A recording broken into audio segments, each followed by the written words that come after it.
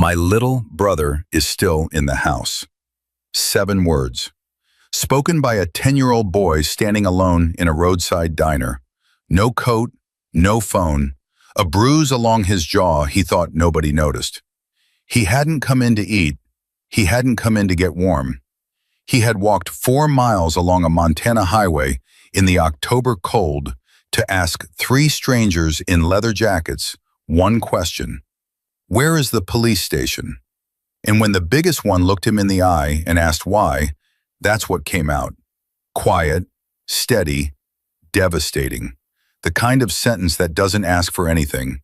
It just lands and changes everything. If this story moves you the way it moved me, please subscribe to this channel and follow along until the very end. And drop a comment telling me what city you're watching from. I want to see how far this story travels. The diner was the kind of place that didn't ask questions. It sat along a 2-lane highway in rural Montana, somewhere between a grain elevator and a gas station that looked like it hadn't changed since 1987. The sign out front said "Open" in red neon, but one of the letters flickered every few seconds like it was trying to decide whether it meant it. Inside, the booths were cracked vinyl patched with electrical tape. The coffee was strong and bad and refilled without being asked. The kind of place truckers stopped at because the lot was big enough for their rigs, and locals stopped at because they'd been stopping there for 30 years and didn't see any reason to change. On a cold Tuesday afternoon in late October, with the light already going gray outside and the first real bite of winter pressing against the windows, 3 men sat in the corner booth farthest from the door. Jack Carter was the one with his back to the wall. He always sat that way, old habit. He was in his mid-40s, broad through the shoulders, with hands that looked like they'd been built for something harder than holding a coffee mug. The leather jacket across his back had a patch most people recognized on sight. Hell's Angels. Below that, the chapter city. He wore it easy, the way you wear something you've had for 20 years. Not to impress anyone, just because it was his. Across from him was Mason, who was leaning over the table telling a story about a fuel pump that had gone out on him in Wyoming 2 winters ago. And beside Mason was Reed, who was listening with the patient expression of a man who had heard this story before and would hear it again and had made a kind of peace with that fact. They'd been on the road for 2 days, headed eventually toward the coast, no fixed deadline, the way men like them traveled when they had the space to breathe.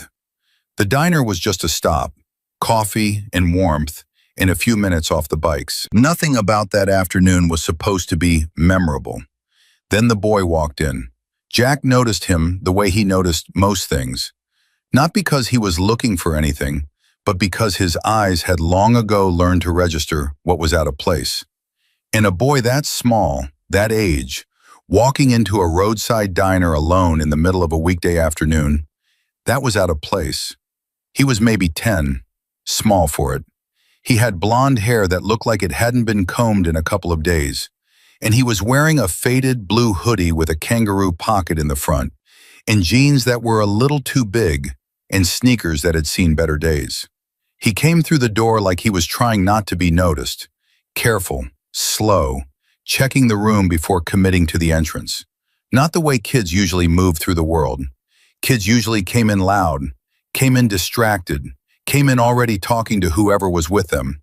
This boy came in like he'd been taught to be invisible. He stood just inside the door for a moment. His eyes moved across the booths. A couple in their 60s eating pie. A woman alone at the counter reading something on her phone. 3 bikers in the corner. He walked to the corner. Jack watched him cross the floor, watched how his jaw was slightly raised, the practiced posture of a kid who had learned to look older than he was because it helped sometimes. Watched how he kept his left hand in his pocket and his right hand was wrapped around the strap of nothing because he hadn't brought anything with him. No backpack, no coat, just the hoodie. In Montana, in October. The boy stopped at the edge of the booth and looked at Jack. Not at Mason or Reed, at Jack, like he'd already decided. "Excuse me," the boy said. His voice was polite, careful, too careful for his age. Can you tell me where the police station is? Reed stopped talking mid-sentence. Mason set down his coffee. Jack looked at the boy for a moment without answering. He didn't rush it. He'd learned a long time ago that when someone asked you a question that sounded simple but landed with weight, the worst thing you could do was answer it fast. Sure, Jack said. You want to sit down first? The boy hesitated.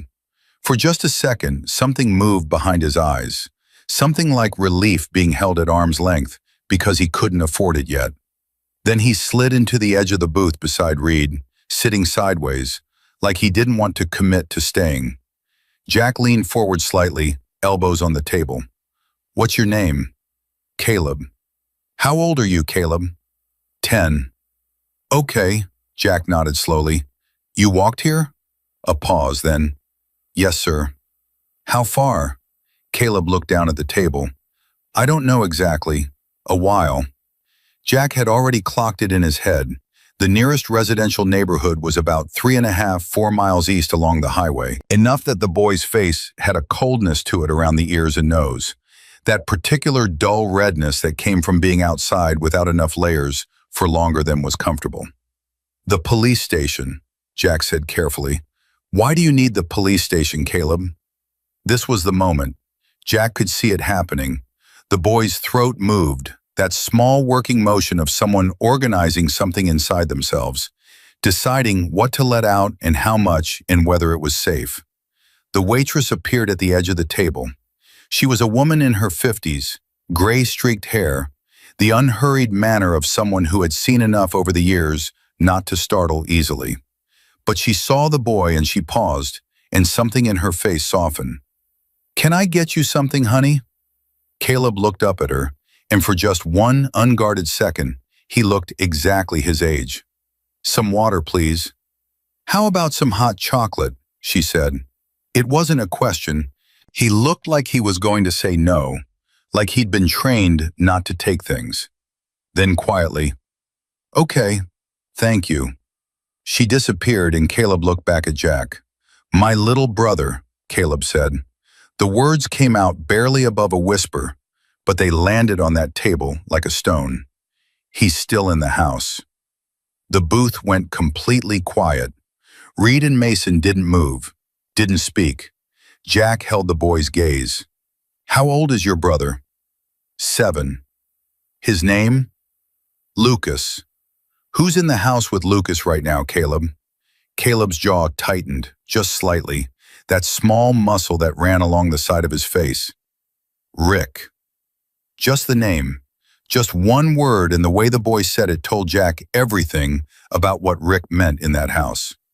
Who is Rick? Jack asked, keeping his voice steady, neutral, just two people talking.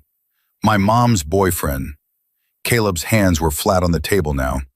He moved in about 6 months ago. The waitress returned with the hot chocolate, set it down gently in front of the boy, caught Jack's eye for half a second, and withdrew without a word. She understood something had shifted in that corner booth. Caleb wrapped both hands around the mug. He held it, but he didn't drink it right away.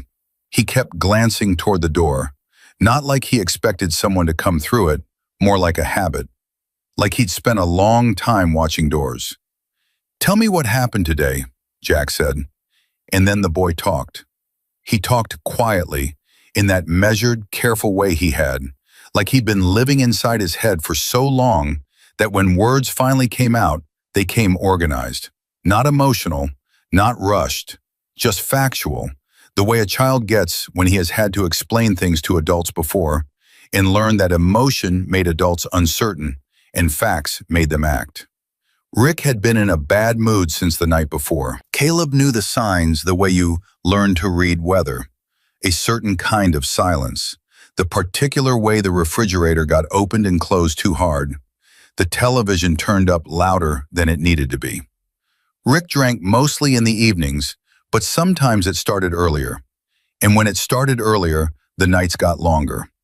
That morning, Caleb had kept Lucas in their room. He told him they were playing a quiet game.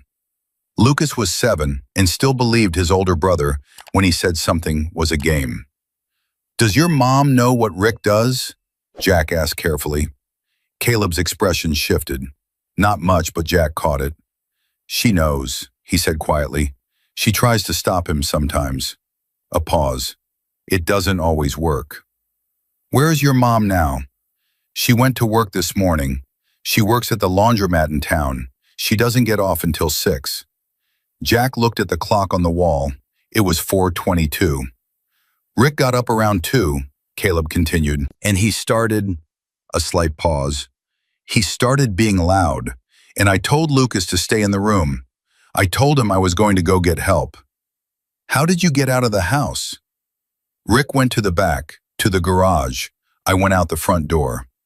He said it plainly, like it was simple, like it hadn't required a kind of courage most adults wouldn't have reached for. How long have you been walking? He shrugged slightly. I don't have a watch. Jack thought about that. He thought about a 10-year-old walking 4 miles along a highway in the cold, without a coat, without a phone, without any certainty that the plan would work, because a 7-year-old was home alone with a man he was afraid of. Why didn't you use a phone? Jack asked. Your mom's phone or... Rick took the house phone out of the living room, Caleb said matter-of-factly. He said it was because the bill was too high. A brief pause. And I don't have a cell phone.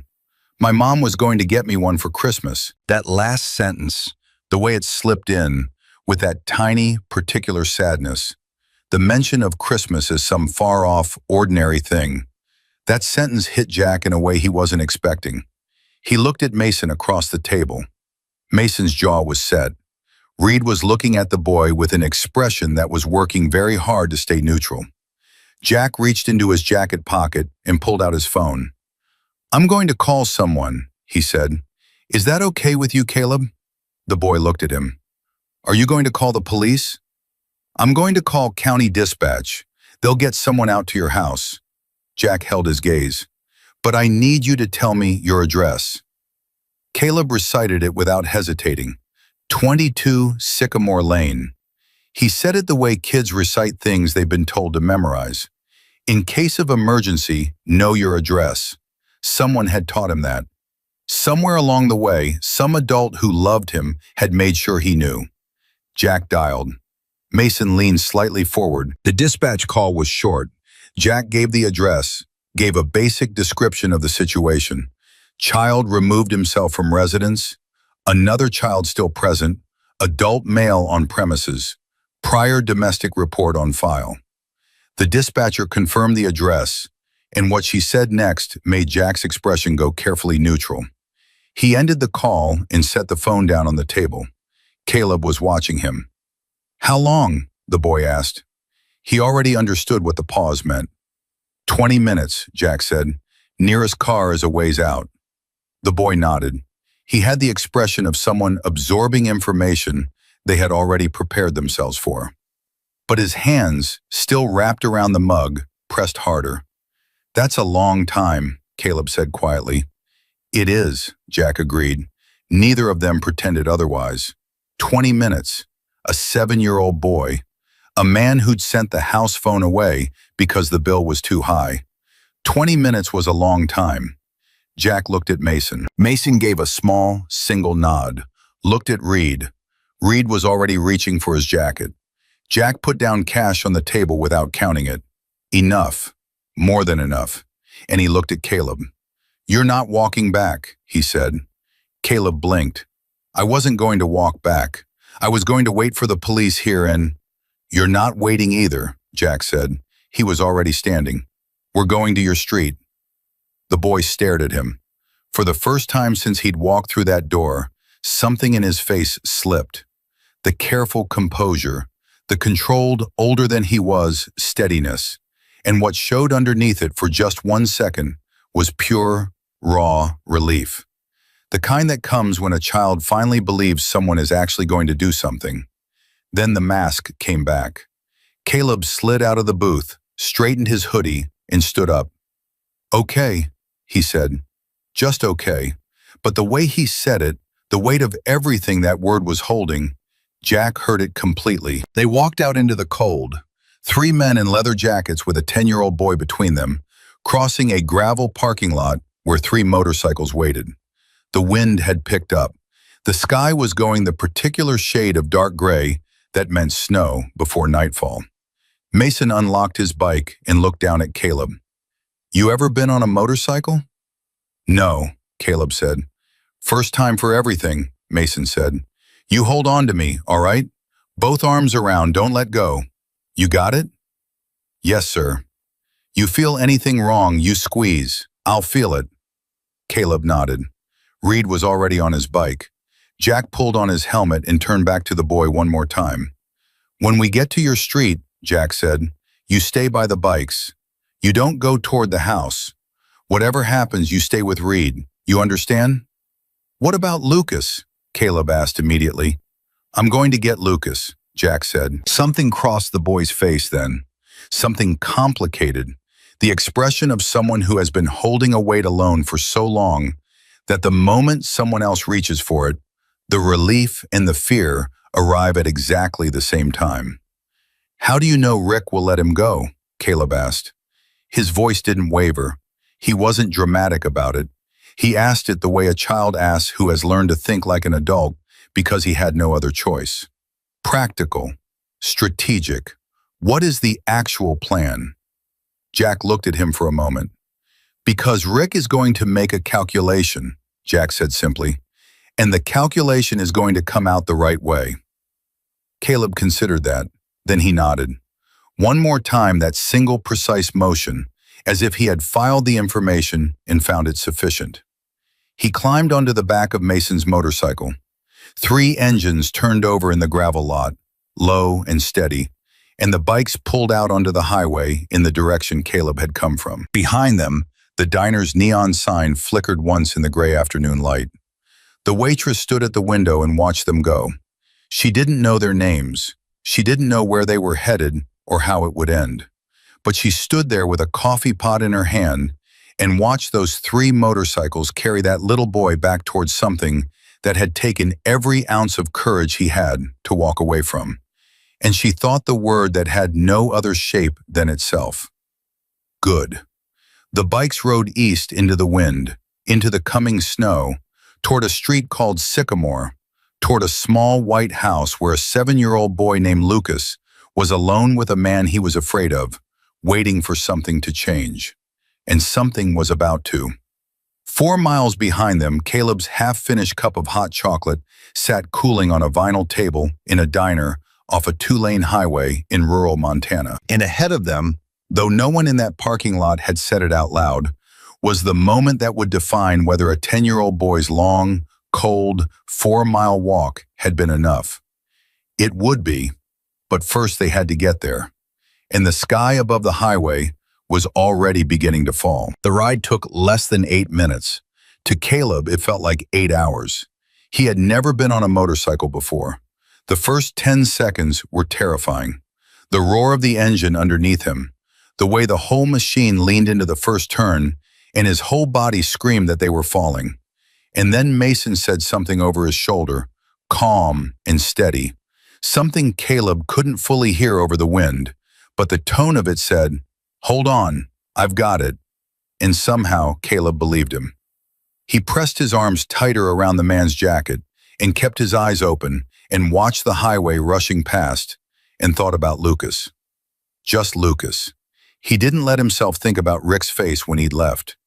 He didn't let himself think about what Rick might do if he figured out Caleb had gone for help. He just held on to the image of his brother. Lucas in the bottom bunk, knees pulled up, holding the stuffed dog he still slept with, even though he told Caleb at the start of 2nd grade that he was too old for it. Lucas's eyes when Caleb had whispered, "I'll be back." The way his brother had nodded like he trusted that completely, like Caleb had never once let him down. He could not let him down today. The bikes slowed as they turned off the highway. Caleb recognized the road immediately, the cracked asphalt, the telephone pole with the busted light that had been busted for 2 years. And something in his chest went very tight. "Which house?" Mason asked, barely above normal volume. "White one," Caleb said. "End of the block, left side." Mason rolled the throttle down to almost nothing, barely above a walk. Jack came up alongside them on his own bike, glanced over, and Caleb pointed. The black pickup truck was still in the driveway.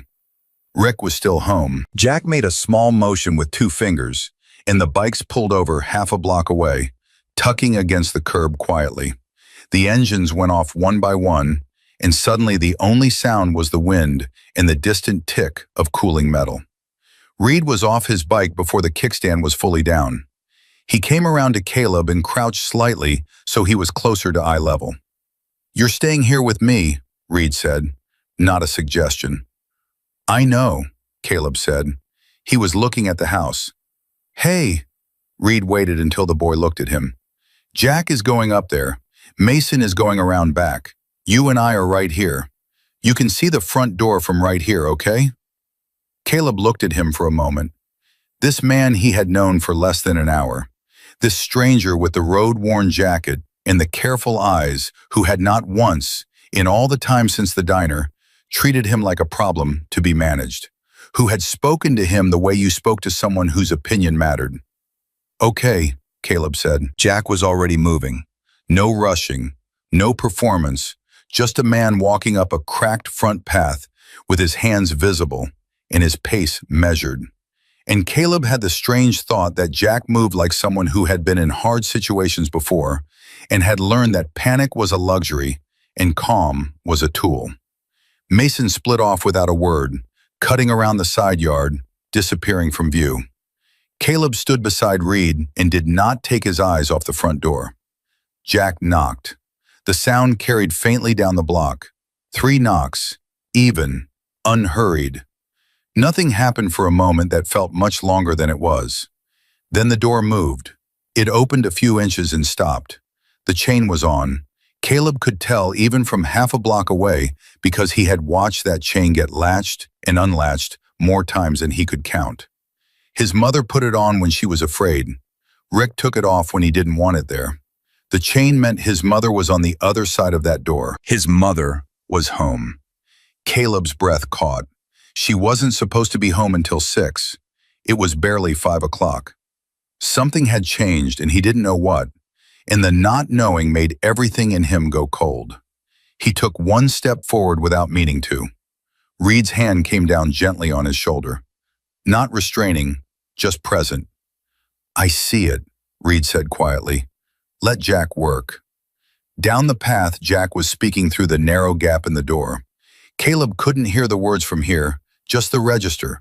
Low, measured, the cadence of someone explaining something difficult without making it sound like a confrontation. Then the door closed, not slammed, just closed. Caleb's heart seized. "What is that?" "Wait," Reed said. Caleb waited. Every second was a stone. Then the chain rattled. The door opened, fully this time. His mother stood in the doorway and she looked out toward the street, and when she found Caleb, her face did something he had never seen it do before. It broke open. Not into crying, not yet, just this immediate, total, visible relief. The face of someone who has been afraid for hours and just saw the thing they were most afraid of losing standing alive on the sidewalk. "Mom," Caleb said, and his voice came out younger than he'd been allowing it to be all afternoon. But then the footsteps came. Caleb heard them from the street, heavy, deliberate, the specific rhythm of a man who walked into rooms to fill them. Rick came up behind Sarah, and the whole shape of the doorway changed. He was big enough that he made a frame feel smaller just by standing in it. He looked past Jack, past Sarah, directly down the block to where the motorcycles were parked, directly at Caleb.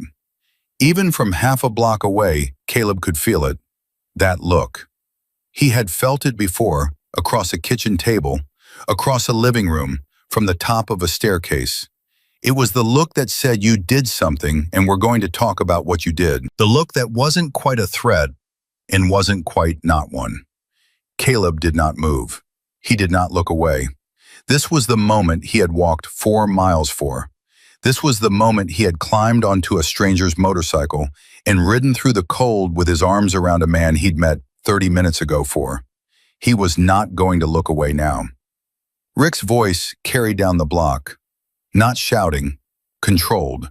The kind of control that was worse than shouting. "Caleb, come inside." Reed's hand stayed on his shoulder. "Don't answer," Reed said quietly. Caleb didn't answer. Rick looked at Jack. There was a beat of silence between them, the kind that has weight, the kind that means both men are doing math. Jack was standing in the middle of the front path, not blocking Rick, not threatening anything, just standing there the way you stand somewhere when you've decided that's where you are. "This doesn't involve you," Rick said to Jack. "I know," Jack said pleasantly. "I just want to see the other boy." Something shifted in Rick's face. A quick, involuntary tightening, there and gone, because he hadn't expected that. He had expected an argument. He had expected someone to try to tell him what he could and couldn't do in his own house. He hadn't expected someone to simply ask to see a 7-year-old child like it was the most ordinary request in the world. "Lucas is fine," Rick said. "I'm sure he is," Jack said. "I'd still like to see him." Sarah made a small sound, not quite a word, just a sound, from behind Rick. He didn't look at her. He kept looking at Jack. "You need to step off my property," Rick said. "I'll do that," Jack said, "right after I see the boy." There was a silence that stretched. Caleb counted in his head without meaning to. 1, 2, 3. Then Lucas appeared. He came out from somewhere behind Rick. From the hallway, Caleb thought, from the shadow of the hallway, and he was wearing his orange dinosaur shirt, and his socks had a hole in the left toe, and he looked at Rick first, that automatic checking in that made Caleb's chest crack sideways. And then he looked past Rick and saw the motorcycles, and his eyes went wide. Then he found Caleb on the sidewalk, and his whole face changed. "Caleb," Lucas said, one word, high and clear and not afraid anymore. Just a 7-year-old who saw his brother and wanted to get to him. Rick's hand came down on the boy's shoulder. Caleb felt Reed tense beside him, felt his own body do the same. Down the path, Jack's voice dropped. He didn't raise it. He didn't move forward. He just said very quietly, very clearly, the way you say something when you mean absolutely every syllable. "Let the boy go." Rick looked at him. Jack looked back. Behind Rick, Sarah said something, her voice too low to carry, but her hand was at her own mouth, and her eyes were going between Jack and Rick and her sons. Rick's jaw moved. He looked past Jack one more time, at the motorcycles, at Reed standing in the street, at Caleb, and Caleb watched him understand. Watched him do the math Jack had described back in the diner parking lot. 3 bikers. A boy who had walked 4 miles to report him. Police already called. Every neighbor with a window could see this. Every single calculation coming out the same way. His hand came off Lucas's shoulder, and Lucas ran. He came down that path like he'd been waiting for permission his whole life. Short legs moving as fast as they could go. Orange dinosaur shirt, hole in the left sock, stuffed into sneakers that were on the wrong feet because he always put them on wrong and never noticed. He hit the end of the path and he kept running, down the sidewalk, straight for his brother. Caleb met him halfway. He dropped to one knee and caught Lucas with both arms, and Lucas slammed into him like a small freight train and wrapped his arms around Caleb's neck, and Caleb held on and didn't let go. And for a moment, neither of them said anything, just held on.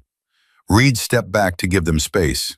He looked away, not because he wasn't watching the house. He was always watching the house. But he looked away from the brothers because some things weren't meant to have an audience. Then Lucas pulled back and looked at his brother's face. "Are those your friends?" he whispered, pointing at the motorcycles. Caleb almost laughed. He almost did. "Yeah," he said, his voice rough. "Those are my friends." Lucas stared at the bikes with undisguised awe. "They're so big," he breathed. "I know. Can I sit on one?" "Lucas, just for a second." Reed glanced down and caught the question in Lucas's expression and said without missing a beat, "Yeah, kid, you can sit on one." That was when the sound came from down the block. The sound of a car. Then two, police cruisers, not sirens. They turned them off a block away, coming in quiet, which meant someone had thought about it, which meant dispatch had sent this right. Two county cars rolling slow onto Sycamore Lane, headlights catching the twilight, pulling up along the curb with the practiced unhurry of officers who are arriving to a scene that is already being managed. Caleb straightened up from his knee and watched them come. Lucas pressed against his side and took his hand. On the front path, Jack hadn't moved. Rick stood in the doorway, and whatever he had been calculating before, the calculation was over now. One of the officers got out of the first cruiser and walked toward Jack, and the other moved toward the house. The third officer from the second car came directly toward Reed and the boys. "Everybody okay over here?" the officer asked. Female voice, early 30s, direct eyes that took them both in quickly and professionally. "Yes, ma'am," Caleb said. The officer looked at him for a moment, this 10-year-old standing on the sidewalk with his brother's hand in his, in a hoodie that wasn't warm enough, with a bruise along his jaw that he clearly thought people weren't noticing. She didn't comment on the bruise. Not yet. That would come. "My name is Officer Daniels," she said. "I'm going to need to talk to you in a little bit, okay? You're safe right now, both of you." Caleb nodded. Lucas looked up at her. "Are you going to arrest Rick?" Officer Daniels looked at the 7-year-old, and she gave him the most honest, straightforward answer she could manage. "We're going to make sure he can't bother you anymore," she said. Lucas thought about that. Then he turned to Caleb. "See?" he said simply. "I told you it would be okay." Caleb looked at his brother. This 7-year-old with the wrong shoes and the dinosaur shirt, who had sat in a bedroom and waited and trusted, who had watched his older brother leave through the front door and believed, without question, that he would come back with something. "Yeah," Caleb said. His voice came out quiet. "You were right." Down the path, at the front door of the White House on Sycamore Lane, things were happening that would take the rest of the evening to fully unravel. Rick was coming outside now, not by choice, and Sarah was standing at the edge of the doorway, arms crossed tight over herself like she was holding something together, watching her sons on the sidewalk. And Jack was walking back down the front path toward the street. He looked at the boys when he reached the curb, and for a moment he didn't say anything. Then he looked at Caleb. "You did good," Jack said. Not, "You were brave." Not, "That was incredible for a kid your age."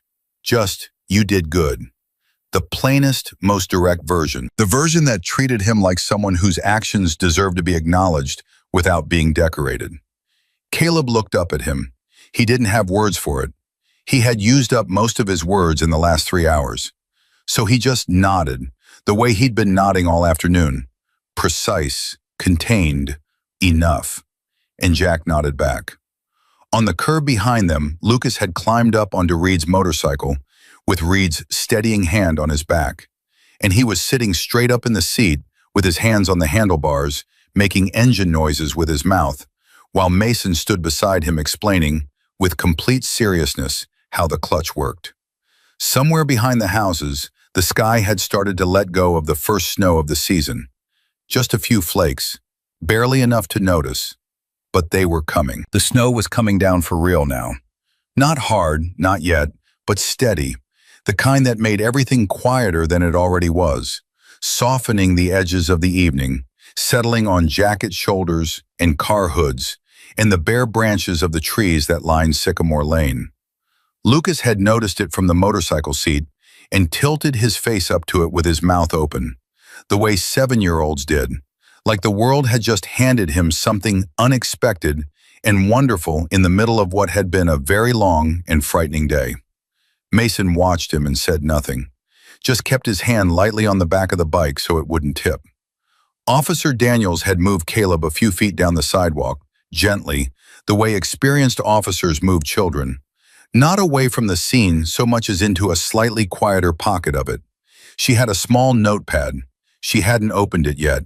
She was just talking to him first, letting him breathe before the questions began. "How long has Rick been living with your family?" she asked. 6 months, Caleb said. "He moved in April. And when did things start to get, she paused, choosing, difficult? Caleb looked at her. About a week after he moved in. Daniels wrote that down. She kept her face neutral, but her pen moved faster than it needed to for 4 words. The bruise on your jaw, she said carefully. Can you tell me about that? Caleb's hand came up instinctively, that automatic reaching for the thing you're trying to hide, and then he stopped himself and put his hand back down. 2 days ago, he said, I got between him and my mom. Daniels looked up from the notepad, just looked at him for a moment. 10 years old, got between him and my mom. Like it was a thing that happened. Like it was a thing he had made a decision about. Has that happened before? She asked. You stepping in? A pause. A few times. And Lucas? Has Rick ever? Not Lucas, Caleb said immediately. His voice shifted, harder, flatter, with a certainty that was absolute. I made sure it was never Lucas. The sentence landed the way it was meant to. Daniels heard everything inside it. This boy had been running interference, deliberately, for months, drawing attention away from his little brother when Rick's moods went dark, absorbing what he could so that a 7-year-old with a stuffed dog and the wrong shoes never had to. She closed the notepad for a moment, not because she was done, because she was human. Caleb, she said, I want you to understand something. What you did today, walking out of that house and going for help, that was the right call. That was exactly right, okay? He looked at her steadily. He didn't look relieved. He looked like someone receiving information, cataloging it, deciding what to do with it. Is Rick going to jail? He asked. Daniels chose her words. He's going to be taken in for questioning tonight. What happens after that depends on what we find and what gets reported. But what I can tell you is that he will not be going back into that house tonight. Caleb nodded. Where he goes after tonight, Daniels continued, is going to depend partly on what you tell me, on what your mother tells us. Your statement matters, Caleb, a lot. I know, he said. I'll tell you everything. And he meant it. She could hear it, the particular resolution of someone who had been waiting for this moment for a long time. Not with anger, with readiness. Across the street, the other situation was unfolding less quietly. Rick had come outside when the second officer asked him to, and he had complied with that in the careful way people complied when they were still calculating. Cooperating enough to avoid making things worse, but not surrendering anything. He stood near the cruiser with his arms crossed, answering questions in short, clipped sentences. He kept looking over the officer's shoulder at the boys on the sidewalk, at Jack, who was leaning against the neighbor's fence with the absolute ease of a man who had nowhere else to be. Then the first officer called his partner over, and they spoke quietly for 30 seconds, and Rick's posture changed. One of the officers had run his name.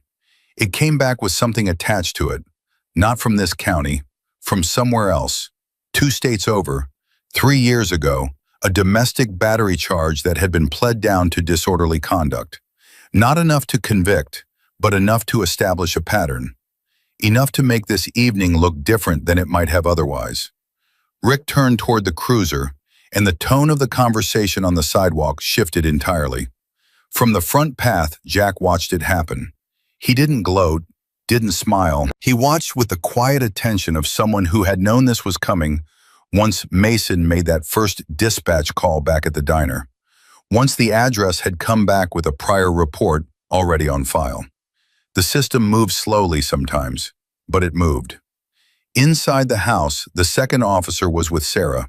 She had let him in after a few minutes of standing in the doorway, and now they were somewhere in the front room that Caleb couldn't see. He kept glancing at the open door. He didn't know what she was saying. He didn't know what version of the story she was telling, the full version or the version that minimized things the way she sometimes minimized things, the way people did when they had been living inside something so long they couldn't see the walls anymore. Lucas had finally climbed down from the motorcycle. He was walking in a slow circle around Reed's bike, with his hands behind his back like a very small inspector, asking questions that Reed answered with complete patience. How fast does it go? Real fast. Does it have a horn? It does. Can I honk it? Not right now, bud. Why not? Because it might startle the officers. Lucas considered that. Oh, that makes sense, he said gravely. Reed pressed his lips together to keep from smiling. Jack came back toward the boys. He looked at Caleb, who was watching the front door of the house with that steady, braced expression he'd had since the diner. The waiting expression. The one that said he was prepared for the next thing to go wrong. Your mom's okay, Jack said quietly. She's talking to the officer. I know, Caleb said. Then after a beat, she's going to say it wasn't that bad. Jack looked at him. What makes you say that? Caleb looked back at him with the patient eyes of a boy who had lived inside this particular reality for 6 months and had no more illusions about it. Because she always says it wasn't that bad, he said, and then it gets worse. That was the sentence. That was the one that sat in Jack's chest, in a place he would carry for a long time afterward. Said plainly, without self-pity, without drama, just a child describing a cycle he had watched repeat with the tired accuracy of someone who had stopped being surprised by it. What if someone made sure she understood it wasn't going to get better? Jack said carefully. Not from outside, from her. What if she understood that she has a way out tonight and that it's real and that someone is going to help her? Caleb looked at him. Does that happen? He asked, not sarcastically, genuinely, like a boy checking whether the thing Jack was describing was a real thing that happened in the real world. Yeah, Jack said. It happens. Caleb looked back at the house. She loves him, he said quietly. She did anyway, in the beginning. I know, Jack said. That's the part that makes it complicated. I know that too. Another silence. The snow was thicker now. Lucas had discovered that if he tilted his head exactly right, the flakes landed on his eyelashes, and he was testing this theory with solemn, scientific focus. Then the front door opened. Sarah came out. She came down the front path with the officer just behind her, and she looked different than she had in the doorway earlier.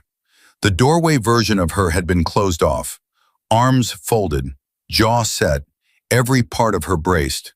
This version was still shaky, still uncertain, but something had opened, some small door inside her that she had been keeping shut. She came off the end of the path and Caleb watched her cross the sidewalk, and he didn't run to her.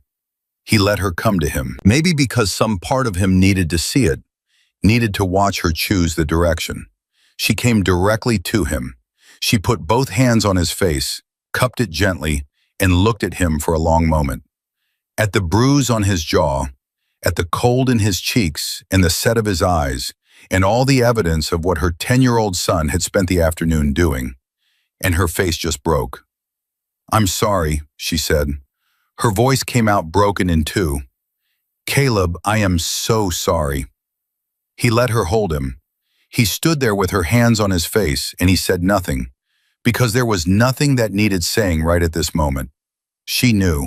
She had always known, the way people knew things they were trying not to know. And now the knowing had come through the door and sat down and wasn't leaving.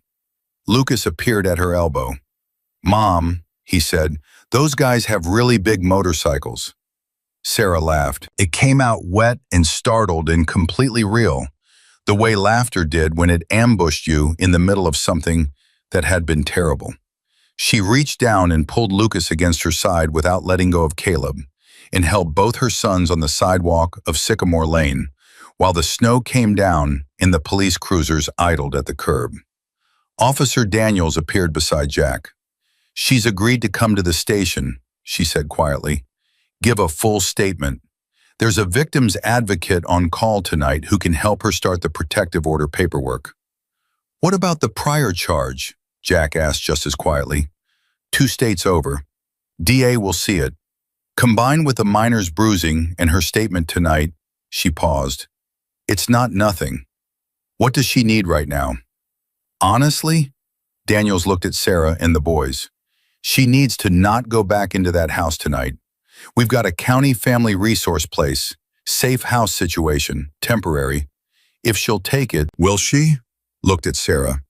At the way she was holding those boys.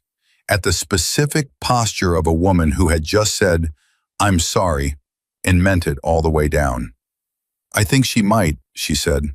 "I think tonight might be the night." Jack nodded. Then something happened that nobody had anticipated. Rick's voice cut across the sidewalk from beside the second cruiser. Loud this time, not controlled. The calculation finally breaking apart under pressure the way it always eventually did. He was looking at Sarah, directly at her, ignoring the officers on either side of him. "Sarah," his voice was sharp, commanding, the voice he used when he expected to be obeyed.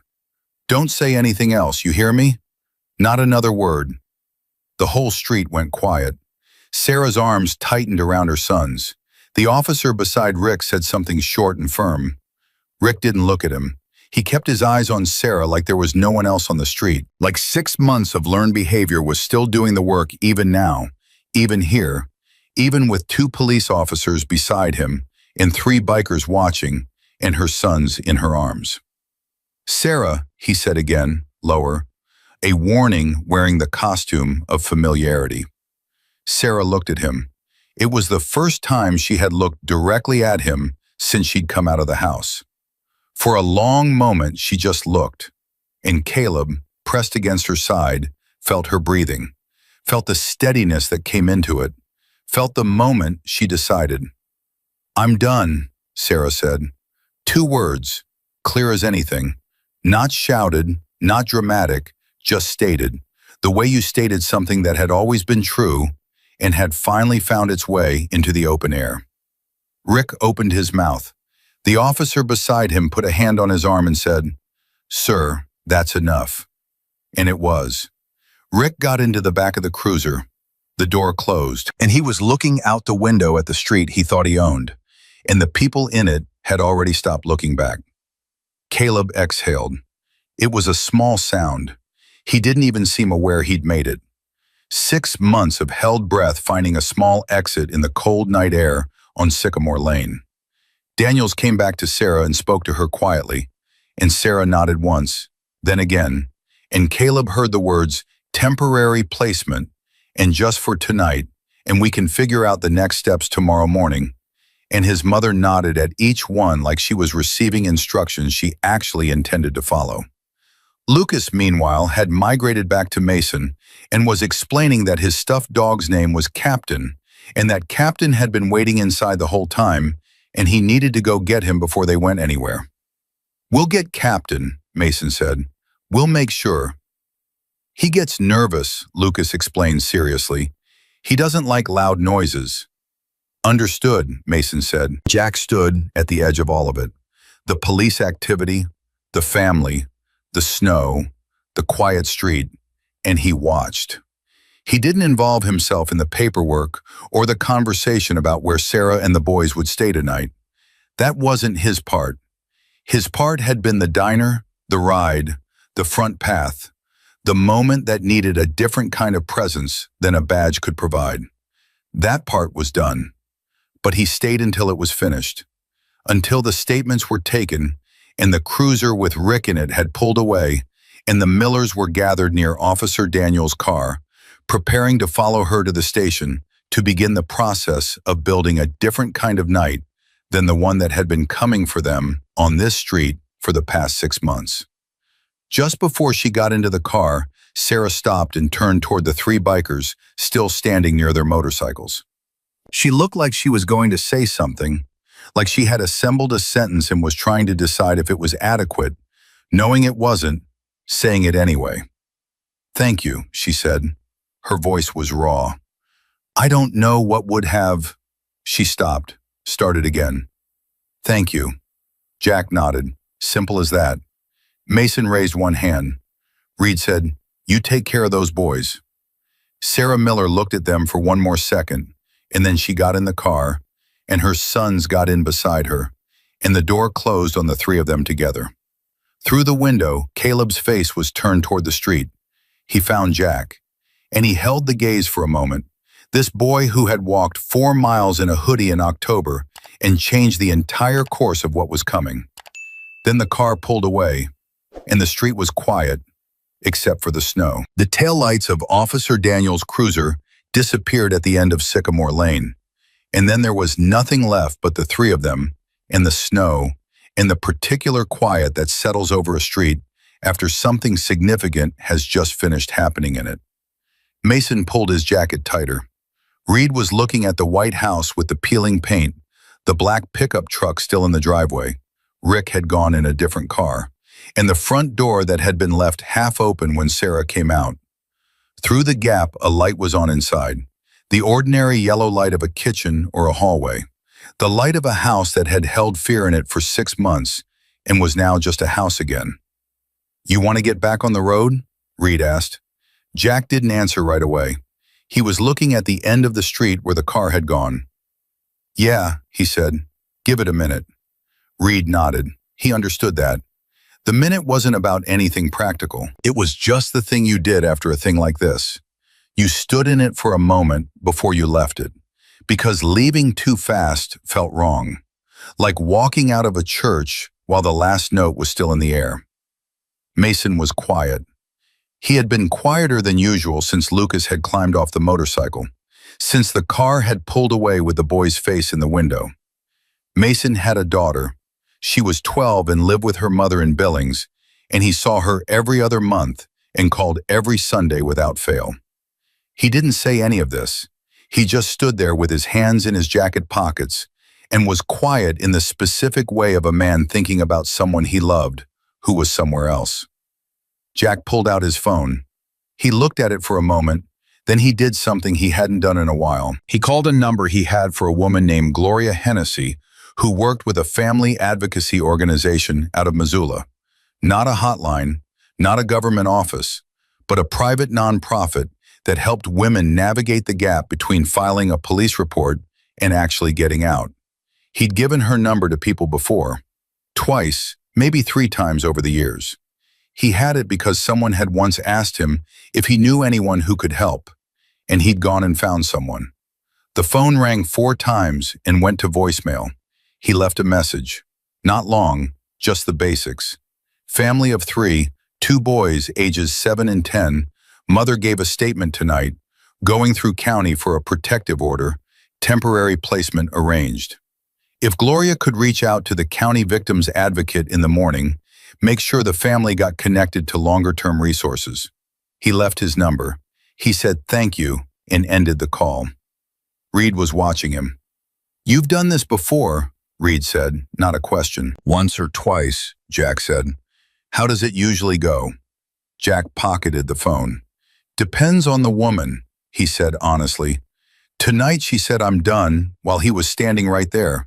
That's not nothing." She meant it? Jack thought about the way Sarah had looked at Rick across that sidewalk, the way her arms had tightened around those boys, the way she had gotten into the car without looking back at the house. "Yeah," he said, "I think she meant it." Mason finally spoke.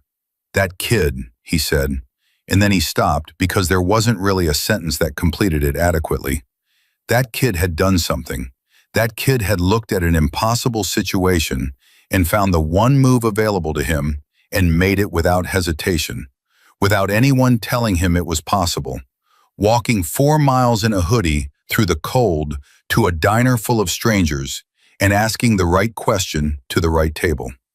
10 years old, Reed said. 10, Mason confirmed.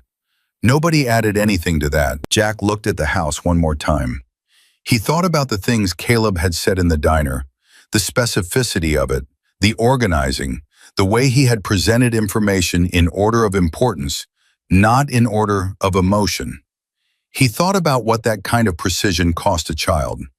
What it meant that a 10-year-old had learned to think in contingencies, had learned to read silence and footsteps, and the particular way a refrigerator door got closed too hard, had learned to run interference between a grown man and a 7-year-old who trusted him completely. He thought about the bruise along Caleb's jaw, got between him and my mom. And the way Caleb had said it, not like a confession, not like a complaint, like a fact, like something that had simply happened and would happen again if the situation called for it, because that was what you did when you were the one who was able to absorb it. That was the part that hit hardest and stayed longest. Not the fear, not the logistics, not even the confrontation with Rick in the doorway. It was that sentence, the quiet certainty of a child who had already decided he was the one who stood between his family and the thing coming at them. Jack started toward his bike. "Let's go," he said. They rode back toward the highway the same way they'd come. Slower now, no urgency underneath it. The snow was real now, light but committed, dusting the road in a thin white layer that made the headlights scatter. Mason rode on Jack's left. Reed fell in a half-length behind on the right. The formation they always rode, the one that had become automatic over years of shared highway. And it felt correct tonight in a way that was hard to explain, like they were carrying something back out of that street with them that needed to be carried properly. They didn't stop at the diner again. Jack had considered it briefly. The waitress had seen them leave with the boy. She'd want to know it turned out right. But the diner's parking lot was dark now, the open sign finally still, and he decided she'd figure it out. People who worked diners on rural highways had a radar for how things went. She'd know. The highway opened up and the bikes picked up speed, and for a while there was just the road and the cold and the sound of 3 engines running clean. Then Reed pulled up alongside Jack and gestured at an exit ahead. A truck stop with a diner attached, open 24 hours, the kind of place with hot coffee and terrible pie and exactly enough warmth. Jack nodded and they took the exit. The truck stop was busy in the particular way of late evening road stops. Truckers in booths, a couple of highway patrol officers at the counter, a family with young kids in the big corner table, the kids too tired to cause trouble. The 3 bikers took a booth near the window, and a waitress who didn't look up from her notepad took their orders without a word. They sat with coffee for a while without talking. That was the thing about men who'd ridden together long enough. They knew the difference between silence that needed filling and silence that needed to be left alone. This was the second kind. Then Mason said, "You think they'll be okay? The family?" Jack wrapped his hands around his mug. "Long term? I don't know. Short term, tonight, they're safer than they were at 3 this afternoon. That's real." "The mother," Reed said. He turned his mug slowly. "You think this is actually it for her? Or does she go back?" Silence. It was the real question, the one that didn't have a clean answer. Not because Sarah was weak. Jack didn't think of it that way, had learned not to. But because leaving was rarely a single moment, it was a process.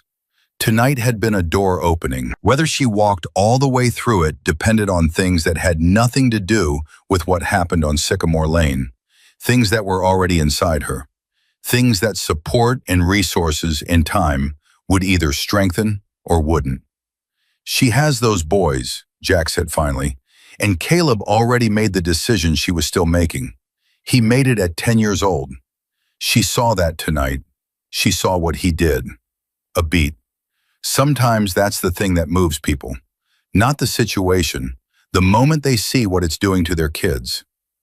Mason nodded slowly. "And the other thing," Jack continued, "is that she said it in front of him. I'm done. Said it out loud on the street with Rick right there. That matters. The words you say out loud become harder to unsay, especially when you said them to your own children." Reed looked out the window at the parking lot and the snow coming down over the big rigs. "That kid asked us where the police station was," he said. "That's all. He just asked where it was." "Yeah," Jack said. "He wasn't asking us to come with him. He wasn't asking us to do anything except point him in a direction." "I know. And he'd have walked the whole 4 miles if we hadn't." Reed stopped. "He was going to," Mason said quietly. "That's the thing. He was absolutely going to." The table was quiet again. Then Reed said something he clearly had been holding for a while. "My sister," he said. He stopped, started again. "When I was about 15, the guy she was with," he set his mug down. I didn't do what that kid did. I didn't do anything. I was 15 and I didn't know what to do and I kept thinking someone else was going to fix it. He wasn't looking at either of them. He was looking at the table. It took her 4 years to get out. 4 years. Mason and Jack both let that sit. You were 15, Jack said. I know, Reed said. I'm not saying I should have known better at 15. I'm just saying. He picked up the mug, put it down again. That kid was 10, and he knew. He made a plan, and he executed it, and he walked 4 miles and he didn't stop. Nobody tried to resolve that. There was nothing to resolve. Jack drank his coffee and thought about Caleb's face through the car window at the end of Sycamore Lane. The moment of held gaze before the car turned the corner. He thought about what that boy would be like at 15, at 20, at 30. What he would do with the understanding he had already built at 10, about danger, about action, about what happened when you stopped waiting for someone else to fix the thing in front of you. He'd be formidable, Jack thought. Whatever else happened, that boy was going to be formidable. The waitress refilled their cups without asking. Mason pulled out his phone and checked something, then put it away. Outside, a truck pulled out of the lot, headlights sweeping across the window, and then the lot was quieter again. Then Jack's phone buzzed. He looked at it. Unknown number, county area code. He picked up. This is Jack Carter. The voice on the other end was female, professional, slightly tired in the way of people who worked long evening shifts doing difficult things. Mr. Carter, this is Karen Webb. I'm the victim's advocate on call at the County Family Services office tonight. I understand you may have been involved in the situation on Sycamore Lane this evening. I was there, Jack said carefully. Officer Daniels mentioned you by name, said you and 2 others responded to the scene before law enforcement arrived. A pause. I'm calling because Mrs. Miller asked me to reach you. She wanted... Another brief pause, like the advocate was choosing words. She wanted you to know that she completed her statement. Both boys gave statements, and she's agreed to the emergency placement tonight and has agreed to begin protective order proceedings in the morning. Jack was quiet for a moment. Okay, he said. That's good. She also asked, and I want to be clear, I offered to make this call so she wouldn't have to. She wanted to know if she could have a way to contact you down the road. Not immediately, just eventually. Jack looked at Mason across the table. Mason raised an eyebrow. Yeah, Jack said, she can have my number. He gave it to the advocate, who read it back and confirmed it, and then there was a beat of quiet on the line. Can I ask you something, Mr. Carter? The advocate said. Sure. Why did you go? I mean, you could have pointed the boy toward the station, or called dispatch yourself and waited there. Why did you go to the house? Jack thought about it, not because he didn't know, because he wanted to say it right. Because 20 minutes was a long time, he said, and the boy had already spent 6 months being the only one doing anything. Seemed like he'd earned some backup. A silence on the line. Then, thank you, Mr. Carter. He ended the call and set the phone on the table. Reed and Mason were both looking at him. She's doing the paperwork, Jack said. Both boys gave statements. They're in placement tonight. Mason exhaled. Long and slow, the full release of something he'd been carrying since a 10-year-old had climbed onto the back of his bike on a gravel lot outside a diner and wrapped his arms around his jacket and trusted him to ride in the right direction. Good, Mason said. That was all. Good.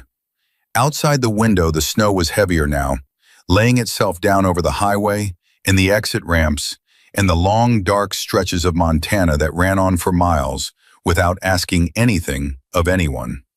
Somewhere in the county, in a temporary room with 2 beds and heating that worked and a door that locked from the inside, a 7-year-old named Lucas was probably already asleep. And his brother Caleb, who had memorized his address in case of emergency, who had walked 4 miles in October in a blue hoodie, who had stood on a sidewalk and refused to look away when a man twice his size had tried to order him inside, was probably lying awake in the other bed, coming slowly down from the long tension of a day that had asked everything of him. Maybe listening to his brother breathe. Maybe finally letting himself believe that tonight was different. That tonight it was actually over. Caleb did not sleep that night. Not for the first few hours anyway. He lay in the narrow bed in the county family resource room and listened to Lucas breathe.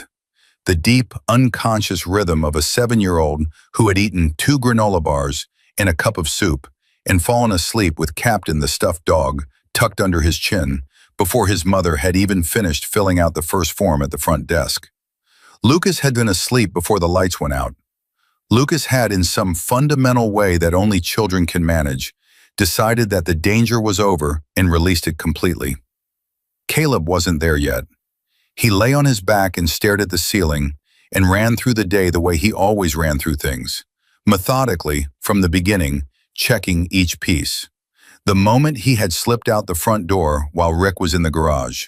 The highway, the cold, the diner sign appearing in the distance and the decision to go in. The corner booth. The man with the back to the wall who had asked him his name before anything else. He kept coming back to that. The name first. Before the address, before the police, before any of the logistics. The name. Like the name was the most important thing. Like Caleb the person mattered more than Caleb the problem to be solved. Nobody had ever made him feel that in a crisis before. He heard his mother in the next room. The walls were thin, and she was on the phone, quietly, and he couldn't make out words, but he could hear the cadence of it. Not distressed, not the voice she used when she was trying to manage something. Steadier than that, flatter. The voice of someone stating facts, one at a time, to someone who was writing them down. He recognized the shift. He had heard her give the statement at the police station earlier, heard her voice change when she stopped minimizing and started just saying what had happened. Date by date, incident by incident, and the change in her had been like watching a window get opened in a room that had been closed for too long. He pressed his face into the pillow and let out a breath that felt like it had been waiting for hours. His jaw ached where the bruise was. He hadn't let himself feel it all afternoon. There had been no space for it. But now in the dark and the quiet, with nothing left to manage, his body was presenting its receipts. The cold from the walk was in his feet still, a deep, settled ache. His shoulders were tight in the place where tension lived when it had been living there for a long time.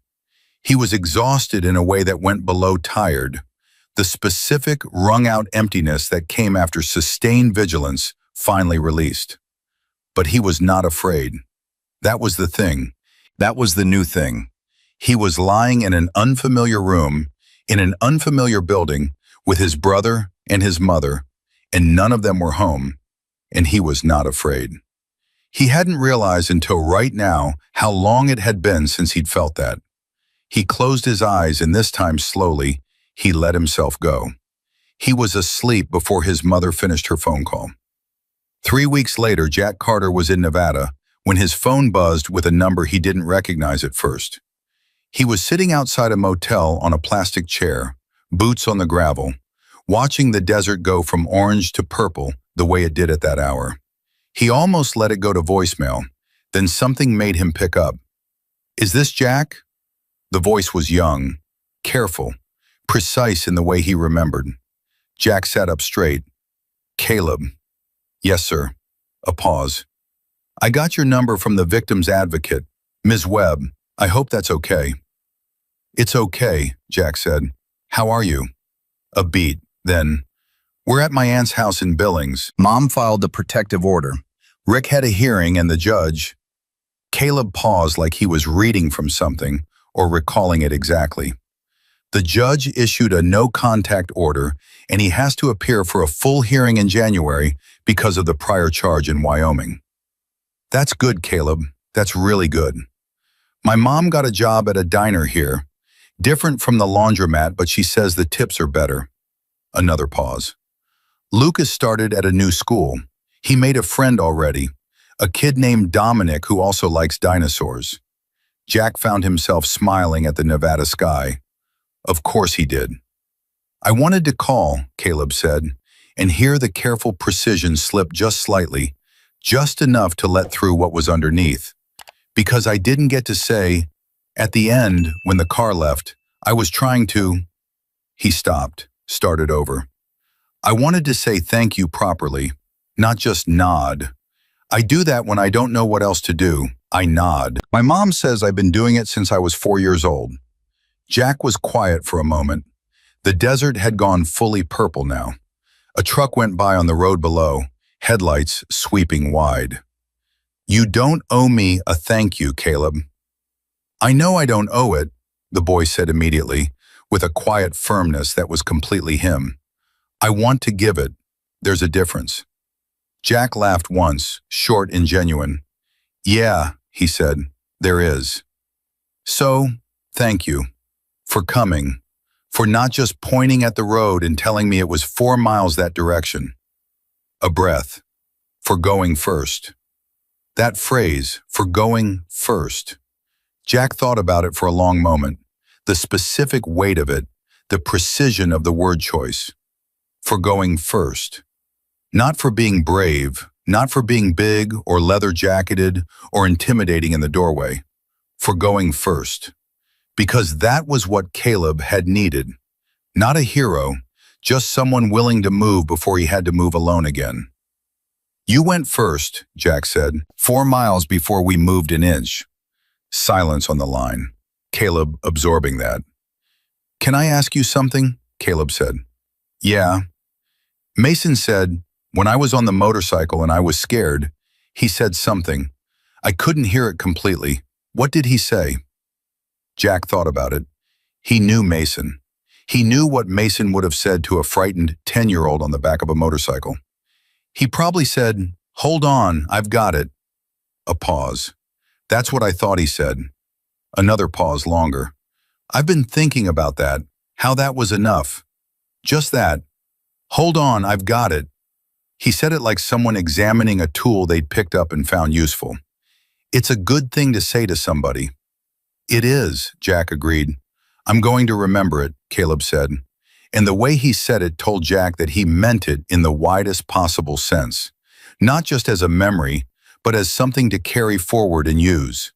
Something to say someday to someone else who needed it. At that moment, Jack understood something he hadn't let himself fully think about before. That this boy, this precise, deliberate, quietly extraordinary 10-year-old, was going to spend his life doing exactly what he'd done that afternoon. Not because he was reckless, not because he sought it, but because he had already learned what most adults spent decades trying to understand. That the moment you see something wrong in front of you, the only real question is whether you move. He was going to move. He was always going to move. The world didn't know yet what it had in Caleb Miller, but it was going to find out. How are you doing? Jack asked. Not your mom, not Lucas. You. A silence. Longer than the others. The particular silence of someone who had been so focused outward for so long that inward was a direction they hadn't visited in a while. Caleb started, stopped. Tired, he said finally, but a different kind of tired, like after you finish something hard. Not the kind where you can't sleep, the kind where you finally can. Yeah, Jack said, that's the right kind. I've been sleeping, Caleb said, with a slight wonder in his voice, like it was something new worth reporting. Really sleeping. Since that night, I didn't realize I hadn't been before. I thought that was just how it was. Jack didn't say anything. He just let that breathe. Lucas wants to know, Caleb said, and his voice shifted into the long-suffering tone of an older brother delivering a message that he personally found somewhat excessive. If he can write Mason a letter about Captain. About the dog? Captain had an adventure while we were gone. Lucas made it into a story. He wants Mason to read it. Jack pressed his lips together. I'll get you Mason's address. Okay. A pause, then quieter. Jack. Yeah. I looked up the Hells Angels. Because I didn't know. I knew the name, but I didn't know what. He paused. People say different things about them. Jack waited. I don't care what people say, Caleb said plainly. I know what happened. Jack sat with that for a moment, out there in the Nevada evening, boot heels on gravel, the sky going dark. He thought about the things people said and the things people did, and the gap between those two things, which was where most of the truth lived. He thought about a boy who had walked into a diner and made a decision about three strangers in less than 60 seconds and had been right, who had read the table, read the room, read the men, and trusted his own judgment in the middle of the most frightened afternoon of his life. Good instincts, Jack thought. That boy had extraordinary instincts. You take care of yourself, Caleb, Jack said. Yes, sir. A beat. You too. The line went quiet. Jack sat outside the Nevada motel for a long time after that, not going anywhere, just sitting with the call the way you sat with things that deserve to be sat with. He thought about Reed's sister, 4 years. He thought about Mason's daughter in Billings. Billings, same city Caleb was in now. And he'd have to mention that to Mason, who would probably find a way to accidentally end up at that diner where Sarah worked, because that was the kind of man Mason was. He thought about the waitress at the roadside diner who had brought a cold, frightened boy a hot chocolate without being asked. He thought about the way the word good had felt like the only right word when Daniel's car had driven away down Sycamore Lane.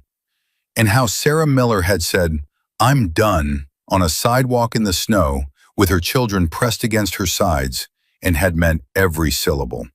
And how Lucas had sat on a motorcycle making engine sounds with his mouth while his older brother gave a statement to a police officer with the precision and composure of someone who had been preparing for that moment for months. There was a version of that afternoon that ended differently. That was the thing nobody said out loud, but everybody understood. A version where a 10-year-old looked at the highway, in the distance, in the cold, and turned back. Where the diner was empty, or the bikers were different men, or the dispatch car had been even farther away. There were 100 versions of that day that didn't end with a car pulling away from Sycamore Lane, carrying 3 people towards something better. But this version, this one, the real one, had a boy who didn't turn back, who walked the whole way, who picked the right table in the right diner and asked the right question and then trusted the answer. That was the version that happened. And it happened because a child had decided that doing nothing was the one thing he absolutely could not do. Not for one more day. Not with his brother in that house and a 7-year-old who still believed him completely when he said, "I'll be back." Jack finally stood up. He stretched his back, looked at the dark sky for a second, and went inside. In Billings, Montana, in a room at his aunt's house, Caleb Miller put the phone down on the nightstand and lay back on the bed and looked at the ceiling. Lucas was across the room, already asleep, Captain tucked under his chin, breathing the deep, steady breath of someone who had not a single thing to be afraid of tonight. The bruise on Caleb's jaw was almost gone. In another few days, it would be gone completely, faded back into his face like it had never been there, like that whole chapter had never been written into his skin. But the other things, the things that didn't fade, that stayed and became part of the architecture of a person, those were permanent now. The knowledge that you could act when you were terrified, that strangers could surprise you, that sometimes the only thing standing between a bad night and a different kind of night was one person willing to move first. He knew all of that now. He was 10 years old, and he knew all of that. He closed his eyes. Outside, the first snow of November was falling on Billings in the dark, soft, unhurried, settling over streets and rooftops in the city that was slowly becoming home. And 2 brothers slept side by side in the quiet, and the night held nothing but the sound of their breathing. And that was enough. That was everything. That was what a 10-year-old boy had walked 4 miles in the cold to build, and he had built it, brick by brick, step by step, one long and terrifying afternoon at a time. It was his. It was theirs, and nobody was ever taking it back.